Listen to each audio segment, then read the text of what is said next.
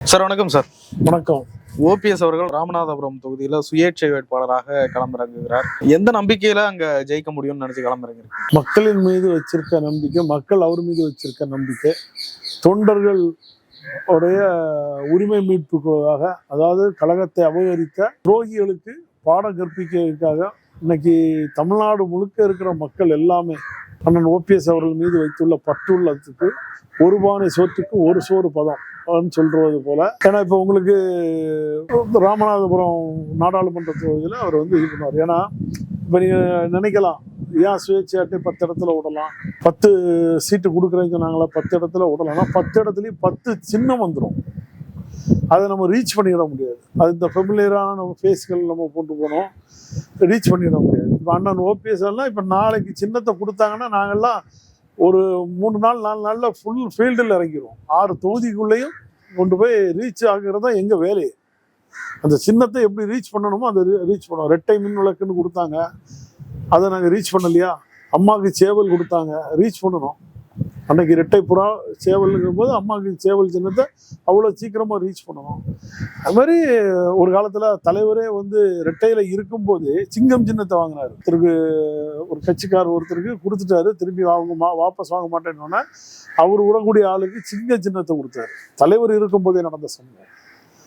இப்போ இருக்கிற செம்மலை ரெட்டையில் ஏற்று ஒரு சுயேட்சை சின்ன வேட்பாளராக நின்னவர் தான் ரெட்டையில் ஏற்று. இதெல்லாம் கடந்த கால வரலாறுகள்லாம் நிறைய இருக்கு. அண்ணன் ஓபிஎஸ் அவர்கள் ஒரு சுயேட்சை வேட்பாளர் இல்லை, அதாவது அந்த தேர்தல் இதுக்கு நீங்க சொல்லிக்கலாம் ஒழிய அதிமுகவை மீட்டெடுக்கிறதுக்காக நடக்க போற உரிமை போராட்டத்தில் நாங்கள் சட்ட போராட்டம்னாங்கல்ல, இது மக்கள் மனசுல மக்கள் தீர்ப்பு மகேஸ்வரி தீர்ப்பு அமையுங்கிறதுனால மக்கள் இடத்துல நீதி கேட்டு போராடும். அதுவும் ராமேஸ்வரம் நீதிக்கு, ராமநாதபுரத்துக்கு நீதிக்கே பேர் சொன்ன மாவட்டம் ராமநாதபுரம். அதனால அதை தேர்ந்தெடுத்து ராமநாதபுரத்தில் வைக்கிறேன். மக்கள் எப்படி பார்ப்பாங்க? தொண்டர்கள், அதிமுக தொண்டர்கள்லாம் ரெட்டலையை மதிப்பாங்களா, ஓபிஎஸ் மதிப்பாங்க? சார் ரெட்டலையே நான் என்ன கேட்குறேன், இதே சோதனை அன்று புரட்சி தலைவர் எம்ஜிஆர் அவர்களுக்கு வந்தது. திமுகல இருந்து 1972 புரட்சி தலைவர் எம்ஜிஆர் அவர்களை தூக்கி போட்ட உடனே அப்போ முதல்ல வந்ததும் ஒரு நாடாளுமன்ற தேர்தல். அது திண்டுக்கல் நாடாளுமன்ற தேர்தலில் புரட்சி தலைவரே களமிறங்கணும்னு நினைச்சார்.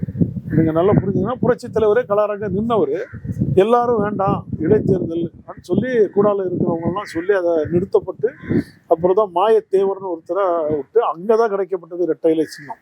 நல்லா புரிஞ்சுங்க. அப்பவும் ஒரு சுயேட்சை வேட்பாளர் தான், சுயேட்சை வேட்பாளருக்கு கிடைக்கப்பட்டதான் ரெட்டையிலை சின்னம். அந்த சின்னம் தான் நாளடைவில் அதிமுகவோட சின்னமாக வரலாறு ஆச்சு. ஆனால் அங்கே வெற்றி பெற்றதுனால அது போல அப்போ அவர் வெற்றி பெற்றார் அன்னைக்கு. அதுபோல தான் அதிமுகவை உருவாச்சுங்களா. அதிமுக இயக்கம் ஆட்சிக்கே வந்தது. இன்னைக்கு அதே மாதிரி தான் துரோகியால பறிக்கப்பட்டு கழகத்தை அபகரிக்கப்பட்டு இன்னைக்கு அண்ணன் ஓபிஎஸ் அவர்களையே இத்தனை ஆண்டு காலம் உழைத்த அம்மா கூட பயணித்து ஓபிஎஸ் அண்ணனுக்கே இன்னைக்கு நீங்க கட்சி தூக்கி வெளியில போட்டாங்க. அன்னைக்கு எப்படி தீய சக்தி கருணாநிதி செஞ்சாரோ அதே போல இன்னைக்கு தீய சக்தி எடப்பாடி பழனிசாமி செஞ்சார். அதுக்கு சம்மட்டேடி கொடுக்கவும் மக்களுடைய அந்த எடப்பாடி பழனிசாமியோட விரோத போக்குக மக்களே ஒரு நல்ல ஒரு தீர்ப்பை கொடுக்கணுங்கிறது தான் களம் இறங்கியிருக்கோம். இது பெரிய சாதனைங்க. அன்னைக்கு புரட்சி தலைவர் எம்ஜிஆரே செய்யலைங்க இந்த சாதனையை. புரட்சி தலைவி அம்மாவும் இது மாதிரி பல பரீட்சையில் இறங்கலை. எது ஆனாலும் சரி மக்கள் என்ன முடிவு எடுக்காங்களோ. ஏன்னா சட்டத்தில் வழி இருக்கு, ஆனால் தீர்ப்பு எங்களுக்கு சாதகமாக கிடைக்க மாட்டேங்குது. நிதியால போதா நம்ம சொல்ல முடியல. எதனால அந்த தீர்ப்பு எங்களுக்கு இடைக்காலம் கிடைக்க மாட்டேங்குது. எல்லா பெட்டிஷனும் இது அப்படி போய்கிட்டே இருக்குது. அவரை போய் கொடி கட்டக்கூடாது, அவர் இத்தனை ஆண்டு காலம் உழைச்சவருக்கு ஒரு தீர்ப்பு வரும்போது அந்த தீர்ப்பை நம்ம அப்புறம் எப்படி ஏற்றுக்கிட முடியும் சொல்லுங்க பாப்போம். அந்த தீர்ப்பை நம்ம ஏற்றுக்கிடக்கூடியதே கிடையாது. ஒரு அடிமட்ட பாமர மக்களுக்கு கூட அண்ணன் ஓபிஎஸ் கொடி கட்டக்கூடாது அதிமுகவுக்கு இல்லைன்னு சொன்னா அதை கொடுக்குற இப்போ நீதி அரசரை விமர்சனம் பண்ணக்கூடாது. ஆனால் அதே நேரத்தில் அவருக்கு கொடுத்த நீதியை நம்ம மக்கள் விமர்சிக்கிறாங்கல்ல, கடைக்கோடி தொண்டை வரைக்கும் விமர்சிக்கிறாங்களா. அப்போ அவர் என்ன செய்யணும்? அதனால தான் நான் கலங்காங்க. நான் இந்த அதிமுகவோட ஒரிஜினல் வித்துங்கிறத நிலைநாட்டவே அவர் களத்தில் இறங்கியிருக்காரு. மாபெரும் வெற்றி பெற்று வருவார் கவலைப்படும். அதிமுக நிர்வாகிகள்லாம் ஒரு மீட்டிங் போட்டு ஓபிஎஸ்ஐ டெபாசிட் இழக்க செய்வோம் அப்படின்னு.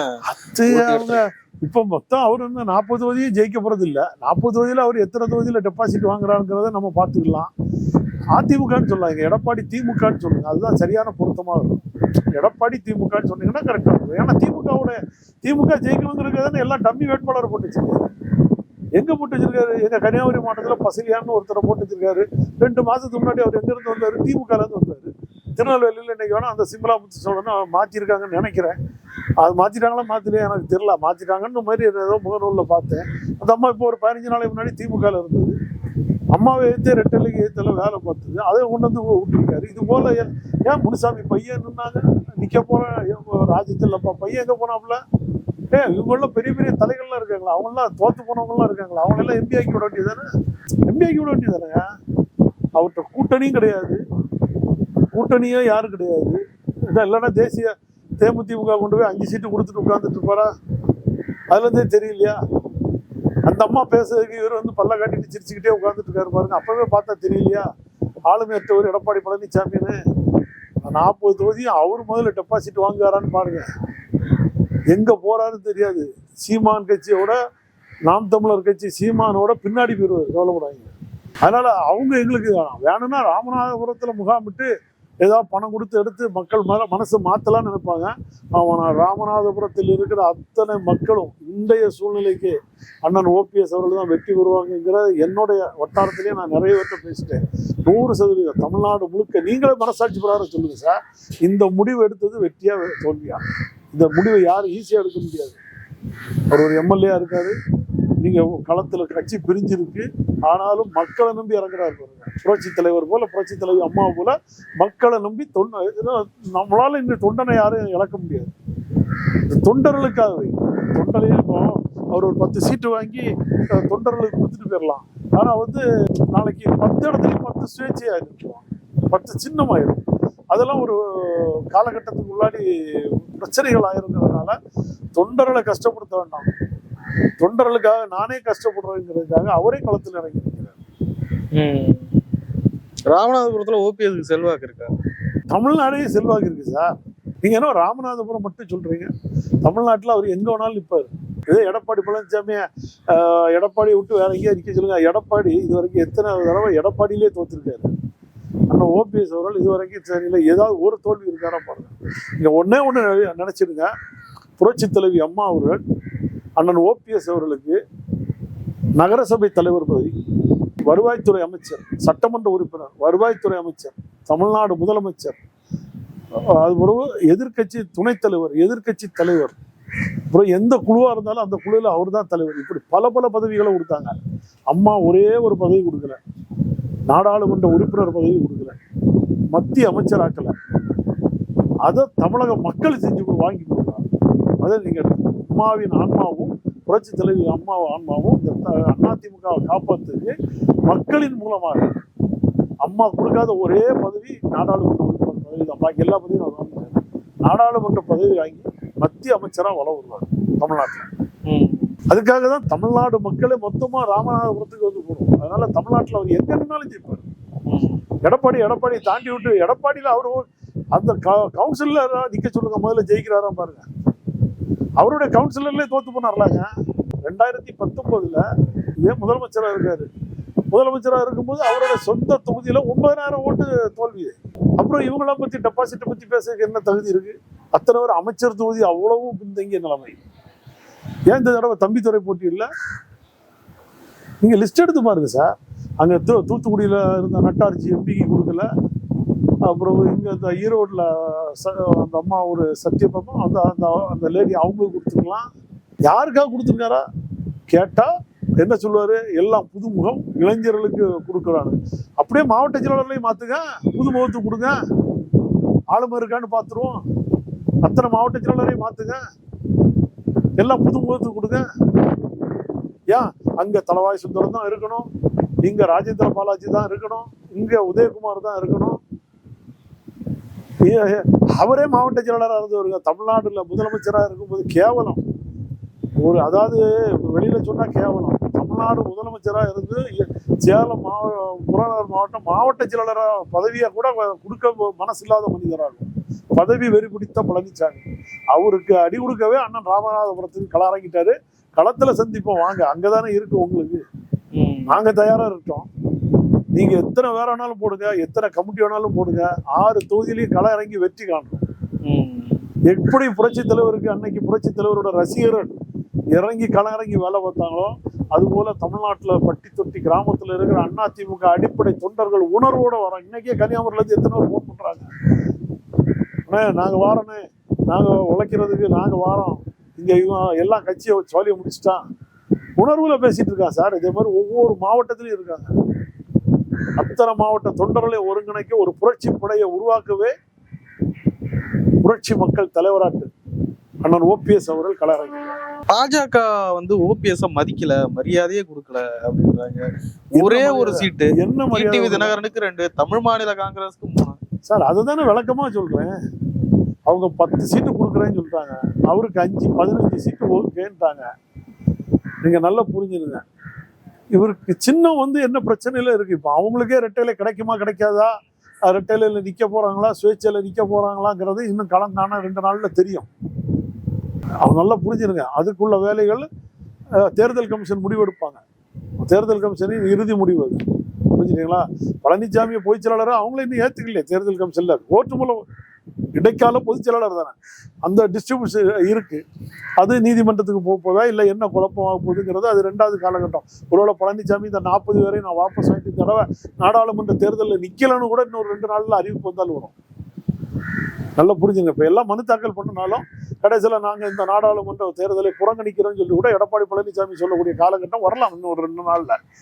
அதனால அதுக்கு பிறகு நம்ம பேசலாம். ஆனா இருந்தாலும் பாஜக உரிய அங்கீகாரத்தை நமக்கு கொடுத்தாங்க. ஆனா நாங்க வந்து களத்துல நிற்கும் போது சின்ன ஒவ்வொரு ஆளுக்கும் ஒவ்வொரு தொகுதிக்கும் ஒவ்வொரு சின்னம் போயிடும். சுயேட்சை சின்னமா இருந்தால் அப்போ வந்து நாங்க அவங்கள மாதிரி கொள்ளையடிச்சவங்க கிடையாது. அங்க இருக்கிற மந்திரி மாதிரி இன்னைக்கு கூட அண்ணாமலை சொல்லுவாரு, ஸ்மார்ட் சிட்டி ஊழல்ங்கிறாரு, வேலுமணியை குறிப்பிட்டு சொல்றாரு.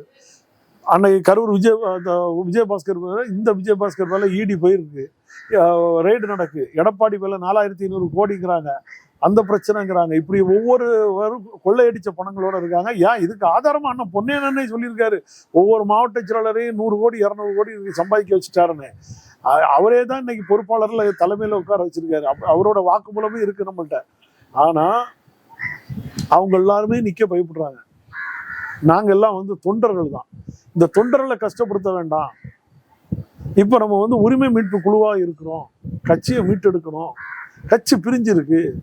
அதனால அவர் வந்து அந்த நலனுக்காக போறவர்கள். இதுல ஒன்றும் பாஜக எங்களை கௌரவிக்கல, பாஜக எங்களை இது பண்ணிட்டாங்க ஒன்றும் இல்லையா. அவங்க 15 சீட்டு நீங்க எடுத்துருங்க தானே சொல்றாங்க. அதுக்குள்ள போதிய கட்டமைப்பு நம்மள்ட்ட இல்லை. ஏன்னா நிர்வாகிகள் சார் கட்சியை உடைச்சு வச்சுட்டா சார், ஊர் 2 பட்டா என்ன சார் செய்ய முடியும்? அந்த உணர்வு கொஞ்சம் கூட எடப்பாடி பழனிசாமிக்கு இல்லை. ஏற்கனவே 8-9 தோல்வி. திரும்பியும் நீங்க வந்து அந்த தோல்வியை கொடுக்கறதுக்காகவும் இந்த கட்சி அழிக்கிறதுக்காகவும் வந்திருக்கு. ஆனா இந்த 2024 நாடாளுமன்ற தேர்தலுக்கு பிறகு நீங்க நல்லா எழுதி வச்சிருங்க, அடிமட்டத்தில் இருக்க ஒவ்வொரு தொண்டனும் நல்ல கம்பு எடுத்துட்டு எடப்பாடி பழனிசாமி தேடி விரட்டுவான் பாருங்க ரோட்ல. அதுதான் உருவாகும். தொண்டருடைய புரட்சி வெடிக்கும் போது இந்த எடப்பாடி பழனிசாமி, இந்த ஜெயக்குமார், இப்படிப்பட்ட ஒரு 5-6 பேரை விரட்டுவான் பாருங்க. எல்லாரையும் நான் குறிப்பிட்டு சொல்லுவேன்.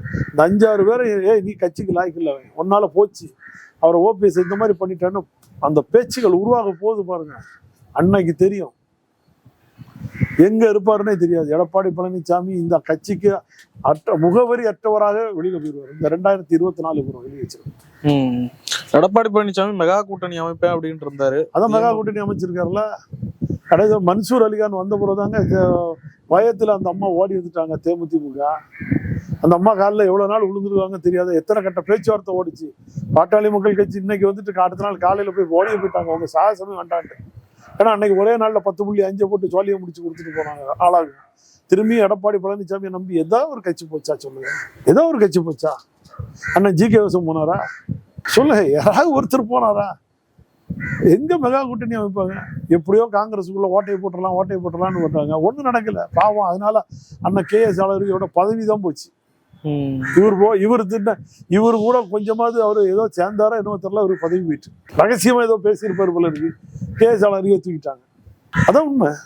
அதனால அதுல விடுதலை சிறுத்தை வந்துட்டா இல்ல எந்த கட்சியை அவரை நம்பி போற சார். அவரு எல்லாருக்குமே துரோகம் பண்ணுனவர் சார். மக்களுக்கும் துரோகம் தான் பண்ணியிருக்காரு. அவர் நல்லதை செய்ய மாட்டார். அதனால எடப்பாடி பழனிசாமியை நம்பி போனா துரோகத்தின் மொத்த உருவமே எடப்பாடி பழனிசாமி.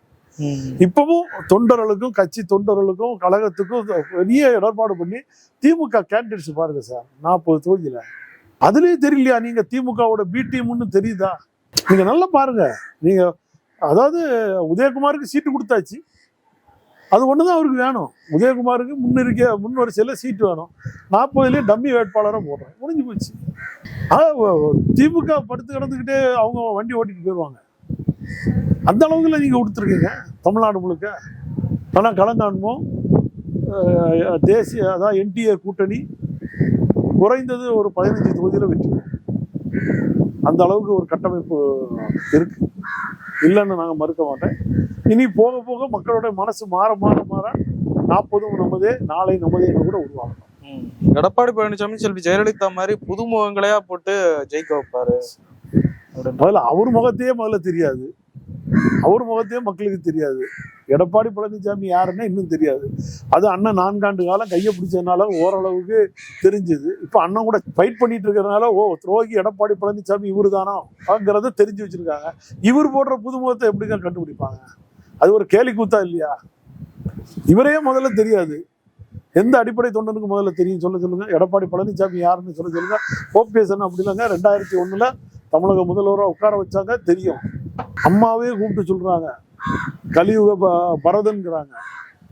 நல்லா புரிஞ்சுருங்க, நிகழ்கால பரதன்கிறாங்க. இப்படி ஒரு பட்டத்தை கொடுக்கணும்ல, இப்படி ஒரு பட்டத்தை கொடுக்கணும்ல. அந்த பட்டத்தை ஒரு தலைவர் இருக்கும் போதே கிடைக்கிறதான பெரிய விஷயம். அப்ப எங்க இருந்தீங்க? எடப்பாடி பழனிசாமி எங்க இருந்தீங்க? அதனால முதல்ல எடப்பாடி பழனிசாமியே தமிழக மக்களுக்கு தெரியாது. அதுபோலதான் எடப்பாடி பழனிசாமி விட்ட வேட்பாளர்கள் தெரியாது. அது இந்த 2024 தேர்தலில் பாருங்க, சரியான பாடம். பார்க்க தானே போறீங்க. திமுக ஜெயிக்கணும், அதுக்கு வழிவகுத்து விட்டுட்டார் எடப்பாடி பழனிசாமி. திமுகவின் பி டீமாக செயல்படும் பழனிசாமியே இந்த அண்ணா திமுகவுக்கு சரியில்லாதவர், அண்ணா திமுக தலைமை தாங்க சரியில்லாத மனிதருக்கு கடைக்கோடி தொண்டனும் கம்பெடுத்து விரட்ட வேண்டிய காலம். ரெட்டலையும் இப்ப இல்ல, கிடைக்கும்ன்றீங்க. இப்ப அங்கதான் போயிடும் போல் இருக்கு. சுத்தமா எந்த உரிமையுமே இல்லாம போயிட்டு. உரிமை இல்ல, மக்கள்கிட்ட உரிமை இருக்கா சார்? மக்களின் அதாவது அண்ணாவின் இதயக்கனி புரட்சி தலைவரின் இதயக்கனி புரட்சி தலைவி அம்மா அவர்கள், புரட்சி தலைவியின் இதயக்கனி அண்ணன் ஓபிஎஸ் அவர்கள், தமிழக மக்களின் நாளைய நம்பிக்கை நட்சத்திரமும் அண்ணன் ஓபிஎஸ் அவர்கள். அப்புறம் வேற என்ன வேணும்? ஓபிஎஸ் இப்ப சுயேட்சை சின்னத்துல நிக்கிறதுனால அவருடைய எம்எல்ஏ பதவியை பறிபோக வாய்ப்பு இருக்கு, தகுதி நீக்கம் செய்யப்பட வாய்ப்பு இருக்குன்றாங்க. அப்படி ஒண்ணும் கிடையாது. அவர் ஜெயிச்சு அவரை ரிசைன் பண்ணிட்டு போவார். அவர் அங்க ராமநாதபுரத்துல வெற்றி பெற்று வரும்போது போடி தொகுதி சட்டமன்ற உறுப்பினர் பதவியை ராஜினாமா செய்வார். அதுக்கு கடந்த கால வரலாறுலாம் இருக்கு. முனுசாமி என்ன செஞ்சாரு? எம்எல்ஏ ஆன பிறகு தானே ராஜ்யசபா உறுப்பினராக பண்ணாரு. வாய் திறக்க முடியாது சார், நிறைய விஷயங்கள்லாம் இருக்கு, எங்களுக்கு பதில் சொல்ல முடியும். அதனால அந்த காலங்கள் வரும்போது மாறும். அந்த காலகட்டங்கள் வரும்போது போடி சட்டமன்றத்தில் இடைத்தேர்தல் வரும். அங்கேயும் அண்ணன் வெற்றி பெறுவார். அதிமுக கழகத்தை ஒருங்கிணைப்பார். சார், நாங்கள் கட்சியை ஒருங்கிணைக்கணும்னு நினைக்கிறோம். ஒன்று மாதிரி பிரித்து கொண்டு கூட நாங்கள் நினைக்கல, அபகரித்து கொண்டு கூட நாங்கள் நினைக்கல. நாங்கள் கட்சியை ஒருங்கிணைக்கணும். தமிழ்நாட்டில் அடுத்த முறை அதிமுக ஆட்சிக்கு வரணும், இதுதான் எங்களுடைய குறிக்கோள் கோட்பாடு. நீயே முதல்வராக இருக்கணும், நீயே பொதுச் செயலாளராக இருக்கணும். கல்யாண வீடுனா நான் தான் மாப்பிள்ள, அதாக இருந்தாலும் நான் தான் சொன்னா என்ன அர்த்தம் சொல்லுங்க பாப்போம். அப்போ நீ அதுக்கு தான் போய் ஆகணும், வேற வழியே கிடையாது. சார், நிறைய விஷயங்களை போயிருந்தீங்க. நன்றி சார்.